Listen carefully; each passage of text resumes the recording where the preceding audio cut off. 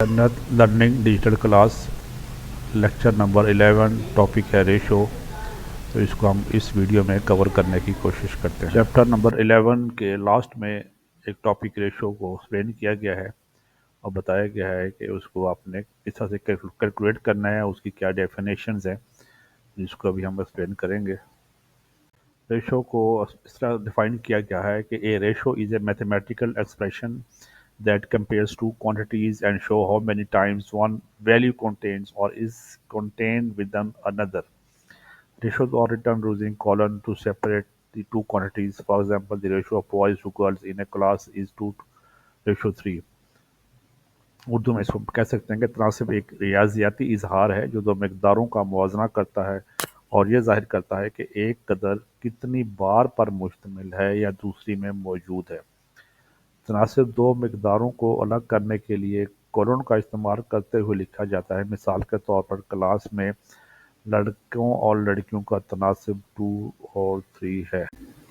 Lecture में example दी गई है कि रेशो को आपने फाइंड आउट कैसे करना है और उसके लिए एक रूल भी बताया गया है कि सबसे पहले आपने मिनिमम वैल्यू लेनी है और फिर उस मिनिमम वैल्यू को पर डिवाइड करना है सब वैल्यूज़ को। एग्जांपल दिया कि 3 friends Ali, Fawad and Tanveer are doing business together to set up a business. तो अली इन्वेस्टेड 7,800, फवाद 5,200, तनवीर 6,500। तो उसकी रेशो फाइंड आउट करनी है। तो ये देखें, अभी सबसे लोवेस्ट वैल्यू हमारे पास 5,200 है, तो उसको उसी पे सबको डिवाइड करेंगे equal.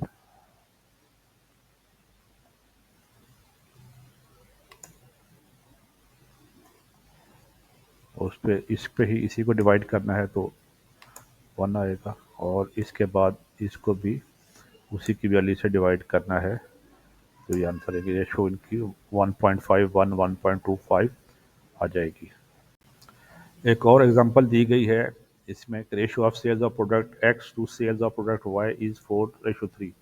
The sales of product X is forecasted rupees 1,80,000। what should be the sales of product y to maintain the ratio of sales between the two products? तो ये नॉर्मली मैनुअल तरीके से अगर हम इसको करें तो इसको इस तरह से करते हैं, X over 1,80,000 is equal to 3/4। तो ये पूरा कैलकुलेट करेंगे।